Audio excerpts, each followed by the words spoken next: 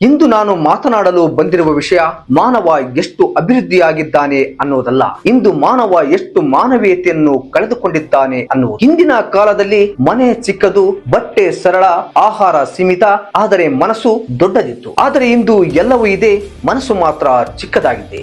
ಹಿಂದೆ ನೆರೆಹೊರೆಯವರು ನಮ್ಮ ಕುಟುಂಬದವರಂತೆ ಇದ್ದರು, ಆದರೆ ಇಂದು ಕುಟುಂಬದವರೇ ನಮ್ಮ ಅತಿಥಿಗಳಂತೆ ಆಗಿದ್ದಾರೆ. ಇದು ತಂತ್ರಜ್ಞಾನದ ದೋಷವಲ್ಲ, ಮನಸ್ಥಿತಿಯ ದೋಷ. ಇಂದು ಮಾನವ ಪ್ರತಿಯೊಂದು ವಿಷಯದಲ್ಲಿ ಕೇಳೋದು ಒಂದೇ ಪ್ರಶ್ನೆ: ಇದರಿಂದ ನನಗೇನು ಲಾಭ? ಸಂಬಂಧದಲ್ಲೂ ಲಾಭ, ಸ್ನೇಹದಲ್ಲೂ ಲಾಭ, ಸೇವೆಯಲ್ಲೂ ಲಾಭ.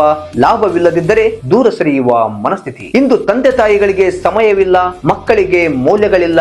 ಫೋನ್ ಕೈಯಲ್ಲಿ, ಮನಸ್ಸು ದೂರದಲ್ಲಿ. ಒಟ್ಟಿಗೆ ಕುಳಿತು ಒಬ್ಬರನ್ನೊಬ್ಬರು ಮುಖ ನೋಡದೆ ಸ್ಕ್ರೀನ್ ನೋಡೋ ಕಾಲ. ನಗು ಪೋಸ್ಟ್ ನಲ್ಲಿ, ಮನಸ್ಸಿನಲ್ಲಿ ನೋವು. ಫೋಟೋಗಳಲ್ಲಿ ಹ್ಯಾಪಿ, ಒಳಗೆ ಖಾಲಿ. ಇಂದು ಯಾರಿಗಾದರೂ ನೋವಾದರೆ ನನಗೇನು ಅನ್ನೋ ಮನೋಭಾವ. ಹಿಂದೆ ನೆರೆಹೊರೆಯವರ ದುಃಖವು ನಮ್ಮ ದುಃಖವಾಯಿತು. ರಸ್ತೆಯಲ್ಲಿ ಬಿದ್ದವನನ್ನು ವಿಡಿಯೋ ಮಾಡುವ ಕಾಲ. ಮಾನವನ ಮನಸ್ಥಿತಿ ಎಲ್ಲಿಗೆ ಹೋಗ್ತಾ ಇದೆ? ಇಂದಿನ ಯುವಕರಿಗೆ ದಿಕ್ಕಿಲ್ಲ, ಗುರಿ ಇಲ್ಲ, ಸೋಮಾರಿತನವೇ ಹೆಚ್ಚು. ಶ್ರಮ ಬೇಡ, ಫಲ ಬೇಕು. ಯಶಸ್ಸು ತಕ್ಷಣವೇ ಬೇಕು. ಇದಕ್ಕೆ ಕಾರಣ ತಪ್ಪು ಮಾದರಿಗಳು. ಪರಿಹಾರ ಏನು ಅಂದ್ರೆ, ಮಾನವ ಮತ್ತೆ ಮಾನವನಾಗಬೇಕು, ಸಂಬಂಧಗಳಿಗೆ ಸಮಯವನ್ನು ಕೊಡಬೇಕು, ಮೌಲ್ಯಾಧಾರಿತವ ಜೀವನವನ್ನು ನಡೆಸಬೇಕು, ಸೇವಾ ಮನೋಭಾವ ಇರಬೇಕು, ತಂತ್ರಜ್ಞಾನವನ್ನು ಬಳಸಬೇಕು, ಆದರೆ ದಾಸರಾಗಬಾರದು. ಕೊನೆಯದಾಗಿ ಒಂದು ಮಾತನ್ನು ಹೇಳುತ್ತೇನೆ: ಬೇರೆಯವರಲ್ಲಿ ತಪ್ಪನ್ನು ಹುಡುಕಬಾರದು. ಗಾಂಧೀಜಿಯವರು ಒಂದು ಮಾತನ್ನು ಹೇಳುತ್ತಾರೆ: be the change that you wish to see in the world. ನೀನು ಜಗತ್ತನ್ನು ಯಾವ ರೀತಿ ನೋಡಲು ಬಯಸುತ್ತೀಯೋ ಅದು ನಿನ್ನಿಂದಲೇ ಆರಂಭವಾಗಬೇಕು. ಜೈ ಹಿಂದ್, ಜೈ ಕರ್ನಾಟಕ.